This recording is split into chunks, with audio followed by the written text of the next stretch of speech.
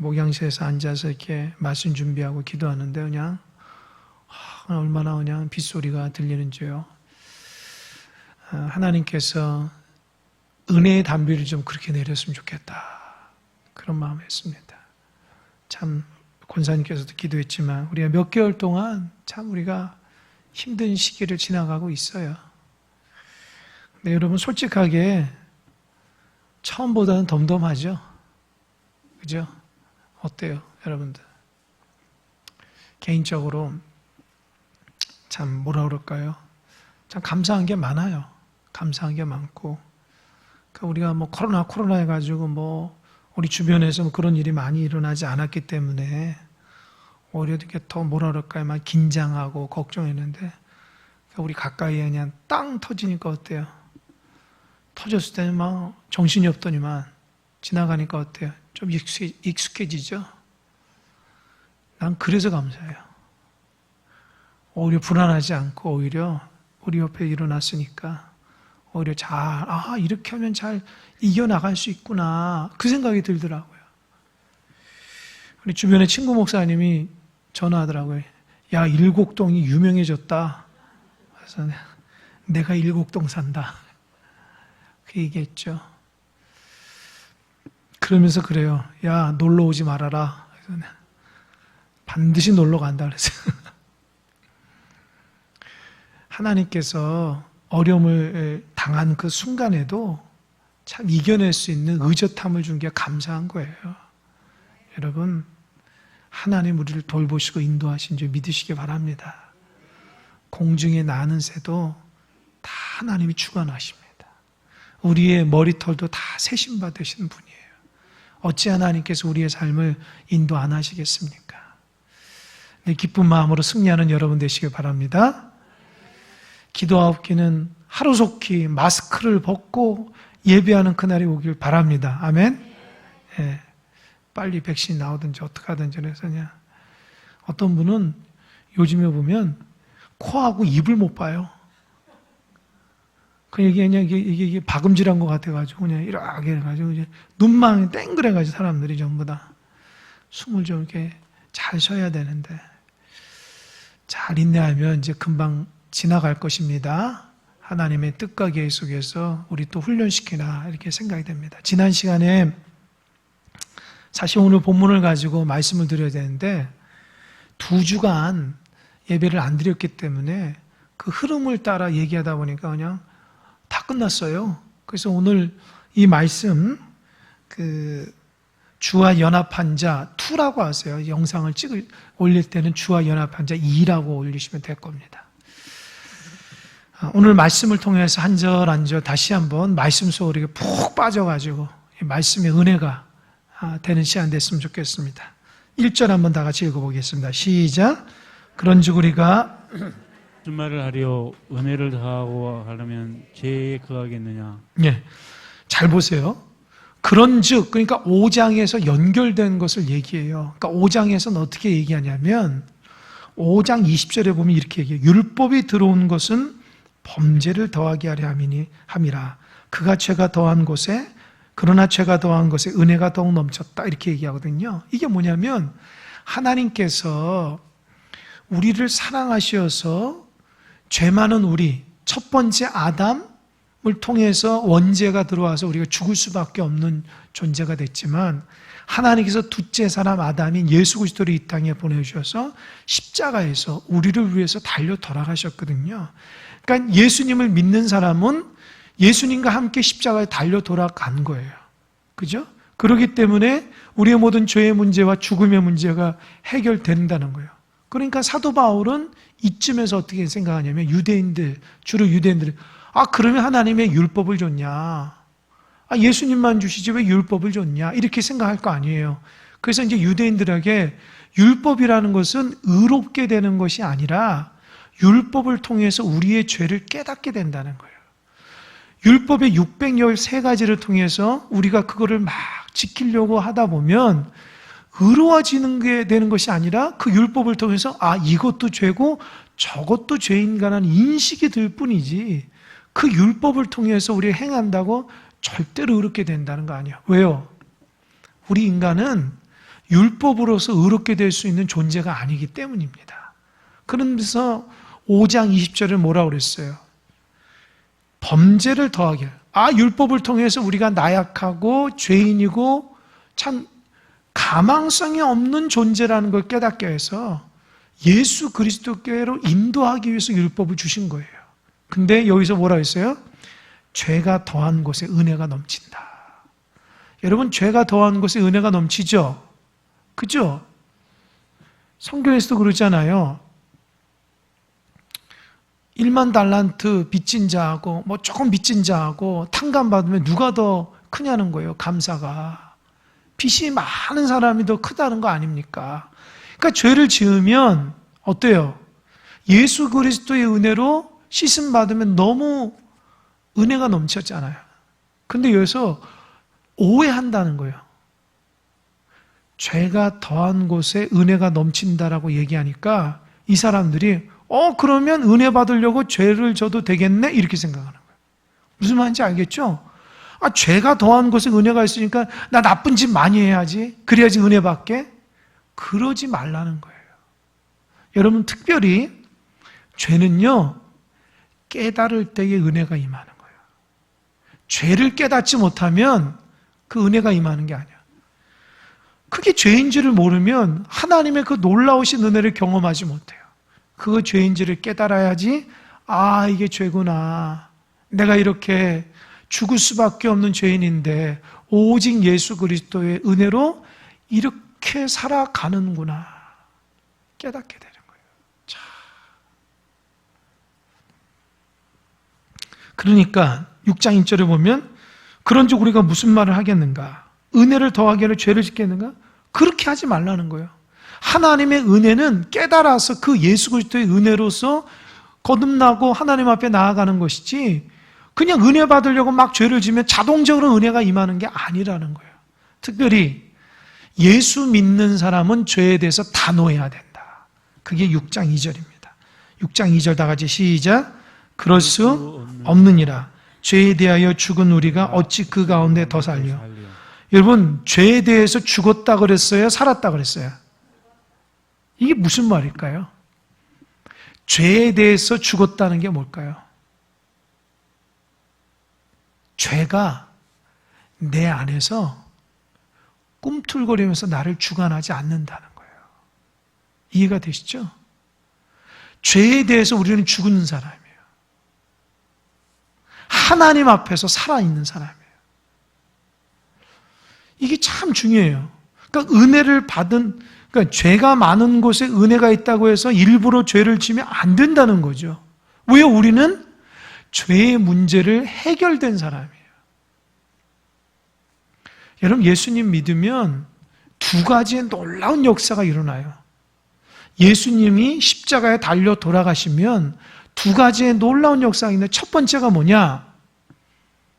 나의 죄의 문제가 해결되는 거예요. 5장에서도 얘기했지만 이게 대표와 연합의 원리입니다. 예수님이 십자가에서 달려 돌아가셨을 때에 그 예수님을 믿으면 어떻게 돼요? 예수님이 짊어지는 모든 것에 나의 정과 욕심과 모든 죄가 예수님이 다 전가된 거예요. 전가.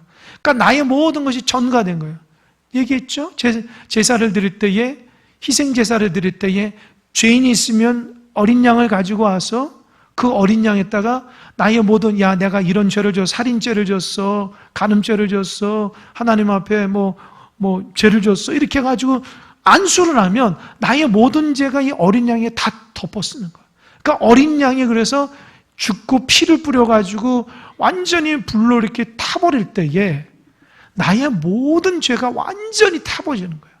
그러면 나는 이 어린 양 때문에 깨끗이 되는 거죠. 그죠? 그것처럼 십자가에 달려 돌아가신 예수님을 믿기만 하면 나의 모든 죄가 정과 욕심이 다 못 박힌 거예요. 그러니까 여러분 마음속에 이 죄의 마음이 꿈틀거릴 때마다 십자가에 달려 돌아가신 예수님을 늘 기억하시기 바랍니다. 아멘? 이 죄라는 부분을 제가 이제 나중에 한번 아주 깊이 있게 다룰게요. 그냥 오늘은 좀 죄에 대해서 좀 몇 가지가 얘기하는데, 혹시 여러분 죄가 내 마음속에서 막 꿈틀거리는 게 그 느껴질 때가 있습니까?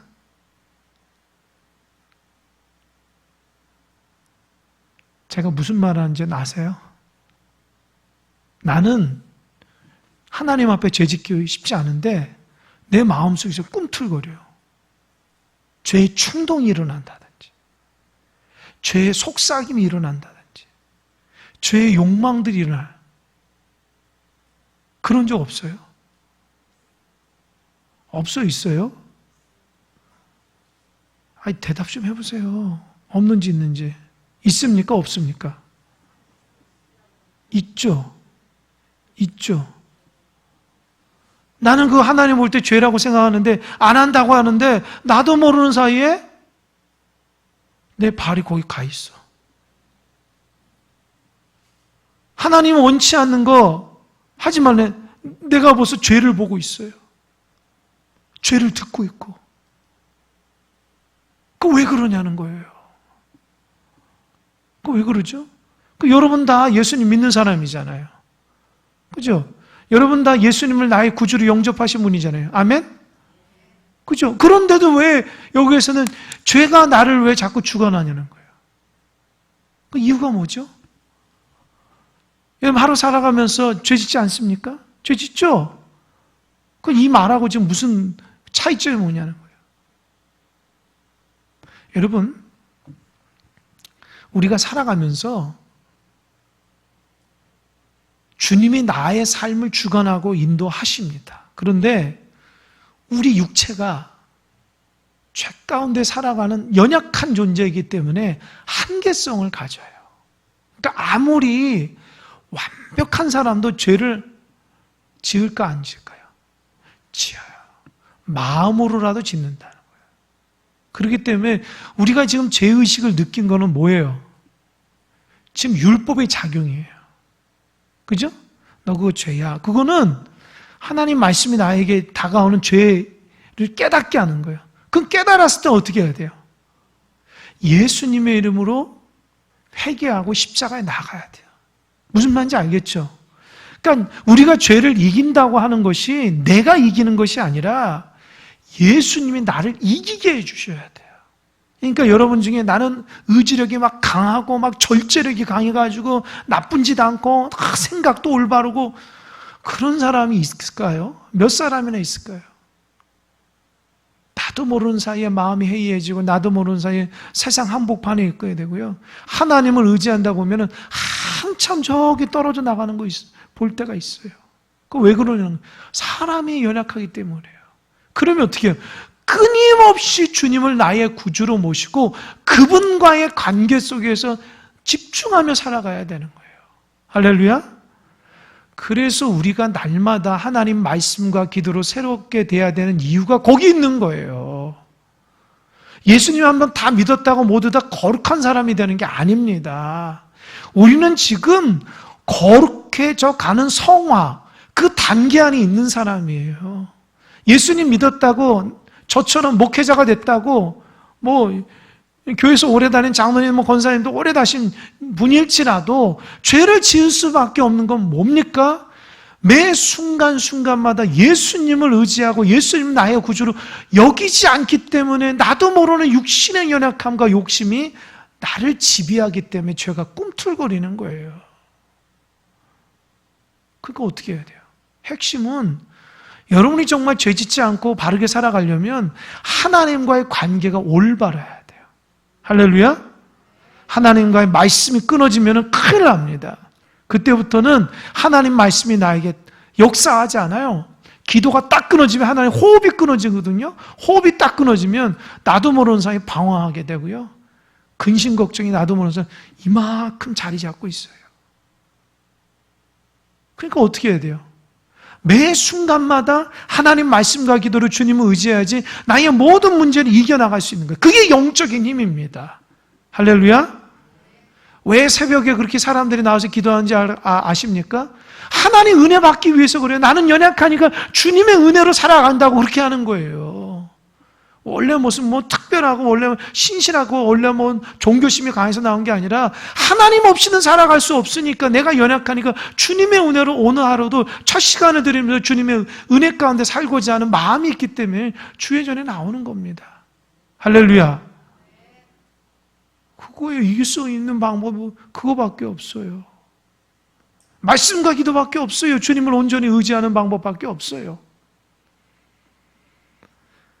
또 한 가지는 이 죄라는 것이 우리 안에 꿈틀거리면 깨달아지, 죄책감이 느껴지죠?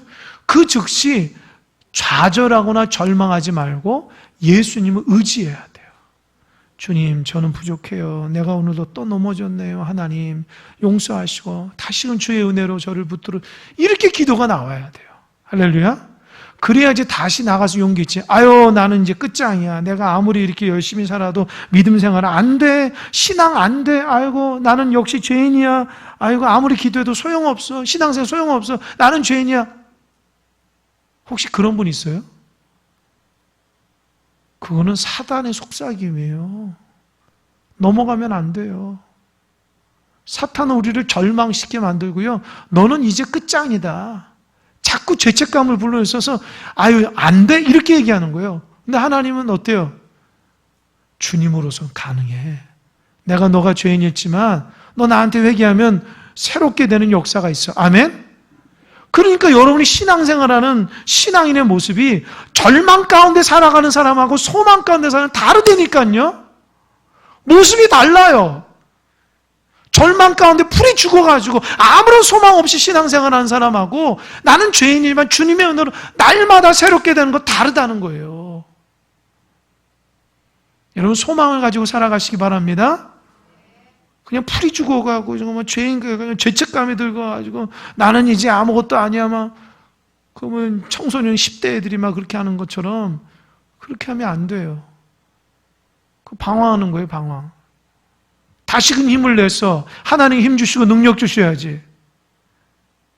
한때 뭐 열심히 했던 거, 한때 뭐 은혜 받았던 거, 그거 언제까지 우려먹어요? 안 됩니다. 지금 이 순간, 아멘? 지금 이 순간이 주님으로부터 은혜 받아야 돼요. 아멘? 과거에 엄청난 일을 해도 소용없어요. 지금 내가 하나님 앞에 어떤 방법으로, 어떤 모습으로 살아가고 있고, 내가 주님을 나의 구주로 영접하고 있는가? 그게 중요한 거예요. 우리 과거에 한때 은혜 받은 사람은 신앙생활 잘 못해. 왠지 알아요? 나도 다 해봤어. 그게 그 말이면 끝이야. 그 말이면 끝이에요. 그잖아. 나도 다 해봤어. 뭐. 그 하나님의 음성이 아니에요. 그 하나님 볼 때 얼마나 안타까워서 절망감 가운데 살아가는 사람. 여러분 하나님이 과거의 하나님이세요? 지금은 아니세요? 지금은 살아계시죠? 그런데 왜 과거 얘기만 하냐고 우리가. 과거 은혜 받은 얘기만. 지금 은혜 받아야죠. 할렐루야. 지금 코로나로 인해서 어렵고 힘들어도 은혜 받아야죠. 오히려 믿음의 사람은 고난 가운데 은혜 받고 더욱더 믿음이 성장하고 충만한 것입니다. 아멘? 지금 은혜 받아야 돼, 지금. 내가 죄인이고 내가 부족하고 연약하면 다시금 예수 그리스도의 힘과 능력을 가지고 승리하며 하나님 앞에 은혜의 여호와 니시의 깃발을 흔들면서 승리했다고 나갈 수 있어야 돼요. 매일 패배자처럼 나는 안 돼. 과거 다 열심히 했는데 안 돼. 이런 마음으로 신앙생활하면 절대로 하나님 기뻐하지 않습니다. 죄가 내 마음을 다스리지 않고 누가 다스려야 돼요? 주님이 내 마음을 다스려야 돼요. 아멘? 그러니까 주님이 내 마음을 다스리는 자의 특징, 기쁨이 있고 감사가 있어요. 주님께서 다스린 기쁨인데 어떤 분은 막 짜증이 하루 종일 짜증이야. 기쁘지도 않고 즐겁지도 않고 우울하고 외롭고 그거 하나님 마음 아니에요. 근데 그거를 신앙인이 용납하면 안 됩니다. 여러분 잘 들으시기 바랍니다. 하나님이 내 안에 고린도전서 3장 보면 너는 성전이라 얘기해요. 성전. 성전이 우울하고 외롭고 고통스럽고 세상 가운데 막 이렇게 넘어지고 쓰러지고 그런 마음으로 있으면 하나님 기뻐하시겠어요? 안 기뻐하겠어요? 대답해 보세요. 안 기뻐하죠? 하나님 마음으로 기쁘고 감사하고 찬양이 넘치고 주의 성전이 올바른 작용을 해야죠. 근데 우리는 그 민감함이 다 떨어졌어. 내 마음의 상태를 살피질 않아요. 살피진 않은, 그냥 보여지는 것들만 내 마음에 그냥 반응하고 내 마음에 계신 주님이 있다는 걸 거룩한 성전을 잊어버리니까 죄가 내 안에서 말 화개쳐도 그 심각성을 모르니까 예수님을 물리치지 못하는 거예요. 물리치시기 바랍니다.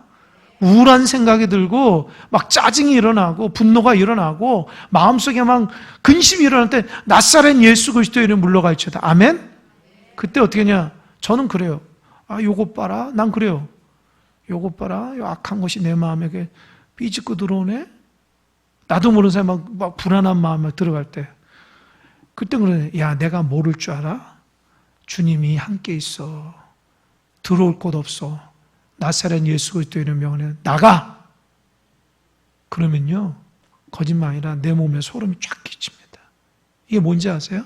기도하는 사람 알아요. 영적인 반응이에요.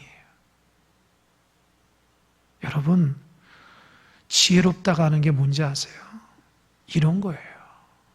아무리 똑똑해도 악한 것이 내 안에 쏙 들어와서 나를 해집고자 하는 걸 몰라요. 그냥 요즘 기분이 안 좋아서 이렇게 생각하죠. 잘 영의 눈을 떠서 보면 내가 죄의 지배를 받아가지고 하나님의 멀리 떨어져가지고 근심과 걱정으로 하나님 보시기에 온전치 못한 삶을 살아가는데도 그걸 영적으로 깨닫지 못하는 거예요. 그러니까 회복이 안 되니까 어때요? 신앙이 즐겁지가 않죠. 신앙이 즐겁지 않으면 세상이 즐거울까요? 그런 사람도 세상도 즐겁지가 않아요. 그러니까 늘 불안한 거예요. 여러분, 우리는요, 송충이는 솔잎을 먹고 살듯이 우리는 주님의 은혜 가운데 살아가는 사람이에요. 마음의 기쁨이 있으려면 주님이 우리 안에서 왕노릇해야 돼요. 내가 아무리 맛있는 음식 먹고 좋은 집에 살고 내가 좋은 것을 입고 차를 운전하더라도 주님이 내 안에서 없으면 아무런 기쁨이 없어요. 감동이 없어요. 그러나 주님이 함께 하시면 주님으로부터 기쁨을 주는 줄 믿으시기 바랍니다. 아멘. 걸어갈 때도 기쁨이 있는 거예요.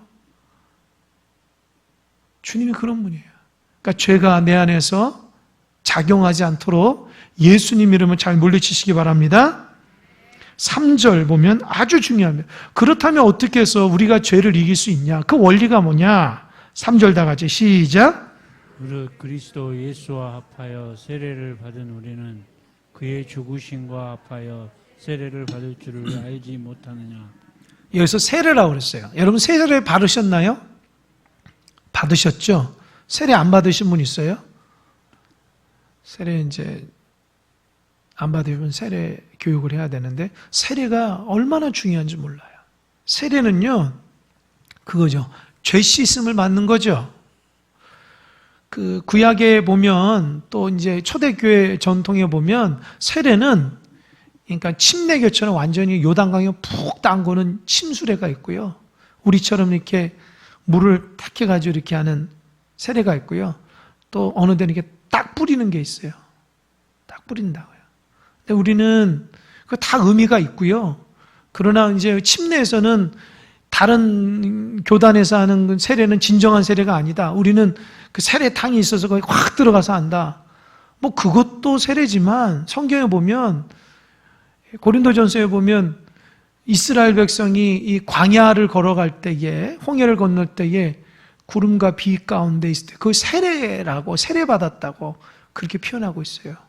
그러니까 중요한 것은요, 물이 뭐 어떻든 게 중요한 것이 아니라 그 세례할 때 가장 중요한 것은 예수님을 나의 구주로 영접해야 된다는 거예요. 그리고 이 물이 중요한 것이 아니라 세례할 때에 그 순간 성령이 역사하셔서 그 마음속에 예수님을 주인으로 모시게 되는 역사가 일어나는 거예요. 그러니까 이전의 모든 죄는 예수님 이름으로 깨끗이 씻음받는 이제는 죄에 지배받는 것이 하나님께서 나를 지배하는 그런 역사가 되는 거예요. 그래서 교회에서 세례식이 얼마나 중요한지 몰라요. 근데 사람들은 세례 교육 받으면 그냥 아유 바쁘다고 여러분, 초대교회는 3년 세례교육이 있어요. 우리처럼 그냥 4주 좀 몰라도 그냥 대충 해주고 그냥 물 뿌려서. 진짜 초대교회 가면요, 세례 3년 하고요, 세례 교육 딱 마치면 사람들한테, 즉 이 사람이 예수님을 나의 구주로 영접해서 신앙의 길을 걸어가는 거 세례해 줄까 말까, 이게 추천받아야 돼요. 만약 그게 안 되면 세례 못 받아요. 그러니까 진정한 세례는요, 초대교회는요, 목숨 걸고 하는 것이에요. 예수님의 신앙은 목숨 걸고 하는 것다고요, 초대교회는. 그러니까 이 세례를 하게 되면 예수님과 하나가 되는 거예요. 하나가. 그러니까 이제는 내가 죄인의 삶을 살다가 세례를 통해서 주님과 함께 하니까 주님과 죄가 함께 하지 않잖아요. 그러기 때문에 우리는 죄에 죽고 하나님 안에서 새롭게 살아가는 존재가 되는 것입니다. 할렐루야. 그러니까 주변에 세례 안 받으면 꼭 세례 받으라고 해야 돼요. 세례를 받아야지. 영적인 성령의 세례를 통해서 나의 죄의 문제, 이제부터 영원토록 성령님이 내 안에서 나를 다스리시고 인도하시는 거예요. 이거는 정말 놀라워요. 그래서 4절, 그러므로 우리가 그의 죽으심과 합하여 세례를 받음으로 그와 함께 장사되었으니, 이게 죽었다는 거잖아요. 이는 아버지의 영광으로 말미암아 그리스도를 죽은 자 가운데서 살리신과 같이 우리로 또한 새 생명 가운데 행하게 하려 함이라. 우리가 예수님과 함께 죽었으면 죄에 죽고 예수님과 함께 살았으면 영생하는 거예요. 할렐루야. 그러니까 우리는 예수님과 살아가는 영생하는 사람들이에요. 아멘. 그래서 기뻐하시기 바랍니다. 우리가 기뻐하는 이유가 예수님 믿고 새 생명 되어서 기뻐하면서 살아가는 거예요. 그러니까 좀 믿는 자들이 기뻐해야지, 이렇게 모든 근심, 걱정, 막 짜증, 이건 믿는 자가 아니에요. 할렐루야. 교인들 보면 얼굴이 왜 이렇게 심각한지 몰라요. 다 싸우고 온 것처럼 그냥. 기뻐야죠, 기뻐야죠. 주님이 내 안에 계시는데. 그잖아요. 주님이 나를 자녀 삼아 주셨는데, 내 인생을 책임져 준다는데, 그 영원한 생명이 예수님께서 나에게 허락하셨으면 기뻐해야 되는데, 아니 도대체 신앙을 어떻게 배웠는지 왜 기쁨이 없는 거예요? 감사가 없고 은혜가 없고, 그냥 왜 신앙이 이렇게 힘든 거예요? 신앙이 뭐 여러분도 고통스럽게 누가 만들어요? 근데 신앙생활하는 게 그냥 고통인 것처럼 생각하는 거예요. 무거운 짐을 지고 가는 거예요. 그건 신앙이 아니에요. 율법이지. 그러니까 본인이 율법적인 신앙이지 참된 신앙이 아닌데도 불구하고, 그러니까 무거운 짐을 지고 살아가는 거예요. 신앙이 기쁨이 없는 거예요. 그럼 그 사람이 그렇게 생각하는 거죠. 예수님을 제대로 믿으면 기뻐해야 돼요. 예수님을 제대로 만난 사람은 기쁘고 즐거워야 되는데, 그 예수님과 동행하지 않고 율법의 삶을 살고 자기 욕심대로 살아가려고 하니까 그게 무거운 거죠. 기쁨이 없는 거죠. 아셨죠? 그러니까 제대로 예수님 믿고 살아야 돼요. 예수님을 통해서 무슨 신기루처럼 축복만 받으려고 하지 마시고, 예수님은 나에게 인격적으로 모시고 주님이 원하시는 사고와 주님이 원하시는 길을 걸어가는 것이 신앙의 참된 삶입니다. 아멘. 그러면 하나님이 어찌 기쁘고 즐겁고 행복하게 안 하시냐는 거예요. 5절을 보니까, 만일 우리가 그의 죽으심과 같은 모양으로 연합한 자가 되었으면 또한 그의 부활과 같은 모양으로 무슨 자가 됐다고요? 연합한 자. 여러분, 연합한 자라는 말이 헬라어로 심프토이라고 해요. 심프토이라는 말이에요. 헬라어로. 그냥 듣고 잊어버려야 돼요. 근데 이 연합한 자라의 뜻이 뭐냐면, 여러분 화초 가꾸시거나 나무 가꾸면 가지치기 젖붙임 해본 적 있어요? 젖붙임? 그 젖붙임은 나는 안 해봤지만 이게 사람들이 이제 하더라고요. 그 본 가지가 있는데, 본 나무가 있는데 다른 거 꺾어가지고 거기에다 탁 붙으면 거기로부터 나오는 양분 때문에 이 가지가 이 나무에 속하게 되는 거죠. 그게 가지치기, 그게 젖붙임이죠? 그죠? 원래 종자가 다른 거잖아요. 근데 그걸 잘라가지고 여기에다가 그 나무에다 딱 이렇게 젖붙이면 어때요? 이 나무가 돼버리는 거예요. 그러니까 우리는 죄인이고 죽을 수밖에 없는데, 하나님이 우리를 어떻게 해요? 딱 적붙여가지고 주님으로부터 딱 적붙인 거예요. 그러니까 우리는 누구로부터? 예수님으로부터 나오는 거예요. 할렐루야. 우리의 모든 과거의 본성들, 과거의 모든 것들은 다 끝나는 거예요. 그래서 이거를 깨닫고 진짜 어마어마한 하나님의 말씀이다 생각해서 가장 중요한 것은 로마서 8장 15절 한번 펴보세요. 로마서에서 가장 중요한 말, 이게 이제 8.15 광복 같은 말씀이에요. 진짜 광복의 말씀이에요. 8장 15절 다 같이 시작. 너희는 다시 무소하는 종의 영을 받지 아니하고 양자의 영을 받았으므로 우리가 어떻게 해요? 아빠 아버지라 부르니. 아빠 아버지, 잘 봐요. 뭐라고 그랬어요? 무슨 영이랬어요? 아니 처음에는 뭐예요? 무소하는 종의 영. 무소하는 종의 영이 뭐예요? 율법이라든지 악한 죄라든지 그런 모든 사단에, 그런 악한 영에 사로잡혀서 죽을 수밖에 없는, 그래서 늘 두려움과 공포 가운데 살아가는 자들이 누구에게 붙은 거예요? 정말 예수 그리스도를 통해서 하나님의 자녀가 된 거예요. 아멘? 예수님 때문에 내가 하나님의 자녀가 돼 양자로 들어간 거예요. 접붙임 받은 거예요. 그러니까 어때요? 이제는 우리가 하나님을 어떻게 해요? 아빠라고 부르는 거예요. 아멘? 옛날에는 두려우신 심판주, 심판장, 진노하시는 분 여겼는데 예수 그리스도를 믿음으로 어떻게 됐어요? 우리가 하나님을 어떻게 됐어요? 아빠. 따라서 아빠. 이런 아빠 계십니까? 예? 우리 아빠 저기 앉아 있어요. 육신의 아빠하고 영적인 아빠가 다릅니다. 그죠? 육신의 부모님은, 아버님은 안 계실지 모르겠지만 영적인 우리 아버지가 계셔요. 아멘? 육신의 아버지가 자녀를 사랑하는 것보다 영의 아버지신 하나님 우리 사랑이 훨씬 더 크다는 것 기억하시기 바랍니다. 그러니까 하나님 앞에 응석 부리세요. 다른 곳에 응석 부리지 말고 하나님 앞에 기도하면서 응석 부리세요. 아빠 나 이거 필요해. 아빠 나 이거 어떻게 너무 힘들어요. 그렇게 하니까 하나님과 우리의 관계가 그런데 하나님을 아버지를 생각하는, 그냥 아버지는 너무 어려운 거예요. 전능하신 하나님, 거룩하신 하나님, 무소부지하신 하나님, 인격적인 교제가 안 되는 거예요. 그냥 저기 멀리 계시는 거예요. 아빠는 아빠잖아요. 그 신앙생활을 이렇게 해야 되는데. 다시 넘어와서 그래서 6절 우리가 알거니와 우리의 옛사람이 예수와 함께 십자가에 못 박힌 것은 죄의 몸이 죽어 다시는 우리가 죄에게 어떻게 한다고요? 종로로 타지 아니하렵니다. 그러니까 예수님이 내 안에서 주인 되지 않으면 나는 죄에게 종로를 하니까 그러니까 하나님이 원치 않는 자꾸 죄의 종로로 되는 거예요. 그러니까 주인이 죄로 딱 있는 거예요. 죄가 주인이니까 나는 그 죄에 따라서 마음껏 죄를 짓는 거예요. 왜? 종이니까. 예수님이 내 삶의 주인이면은 나는 예수님의 종이 되는 거예요. 할렐루야. 죄가 내 안에 주인이 되면 그들이 또 하는 모든 일이 죄가 되는 거예요. 그러니까 절제가 안 되는 거예요. 죄를 져도 양심이 하이만해서 깨닫지도 못하는 거예요. 그 죄인지도 몰라요. 이게 죄의 종들이에요. 죄의 종들. 그러나 예수님의 종들은 어떻게 해요? 하나님이 기뻐하시는 것을 하는 거예요.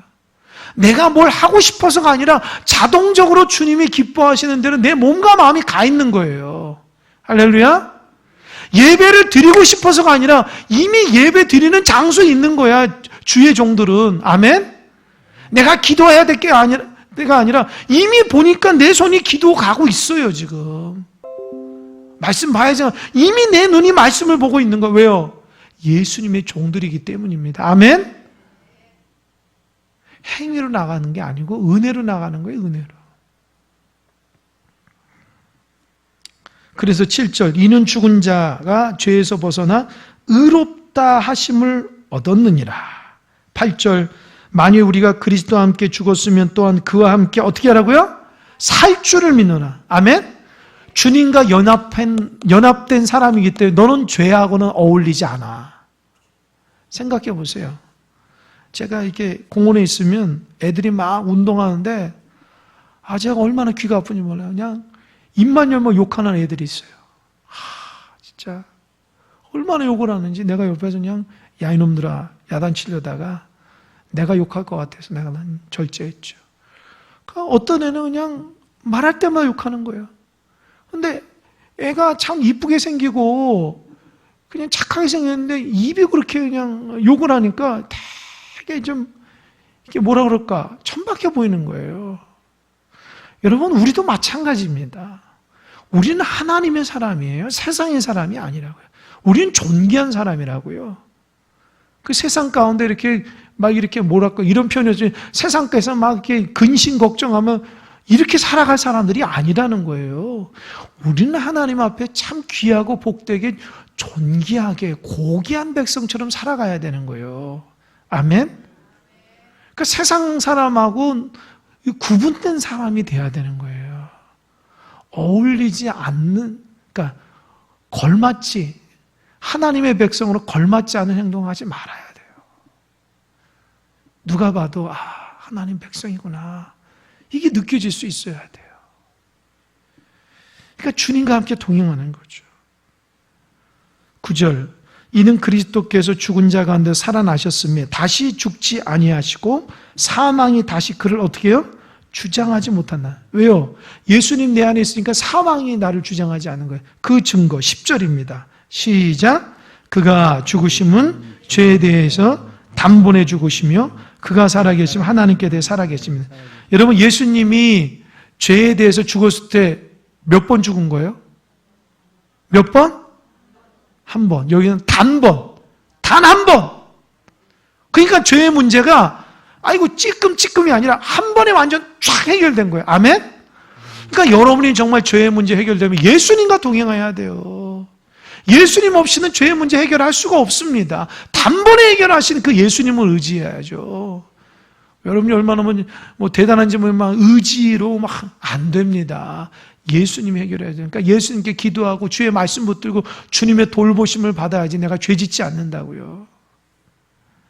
10절 그가 죽으시면 죄에 대해 단번에 죽으시면 그가 살아계시는 하나님께 대하여 살아계시는 거예요. 마지막 11절 시작. 이와 같이 너희도 너희 자신을 죄에 대하여는 죽은 자요 그리스도 예수 안에서 하나님께 대하여는 살아있는 자로 여길지어다. 따라해보세요. 죄에 대하여는 죽은 자요 예수 안에서 살아있는 자다. 그래서 사도 바울이 제일 많이 쓰는 단어가 뭔지 알아요? 예수 안에서. 예수 안에서. 사도 바울이 서신 때마다 늘 쓰니까 우리는 예수 안에서 살아간다. 내가 주 안에서 살아간다. 주 안에서 기뻐하라. 주 안에서 감사하라. 그러니까 주님 안에서 감사한다는 말이 뭐냐면 주님이 너 삶의 주인이야. 그 말입니다. 할렐루야. 여러분도 주님 안에서 기쁘게 살아가시기 바랍니다. 이걸 깨달으면 이제 여러분은 힘들게 하는 문제는 해결이 된 거예요. 이렇게 얘기했는데도 주님은 주님이고 나는 나. 또 원점이야. 다시금 1시간 기도해야 되고 1시간 또 설교해야 돼요. 주님 안에서 우리는 새로운 사람입니다. 더 이상 죄가 우리를 지배하지 못하고 하나님의 은혜로 오늘 행복하고 기쁘게 살아가는 것입니다. 근심이 올 때 주님의 이름을 물리치시고 죄 짓고 싶은 마음이 있을 때 예수님을 물리치시고 주의 다스림으로 승리하는 여러분 되시길 바랍니다. 아멘. 기도하겠습니다.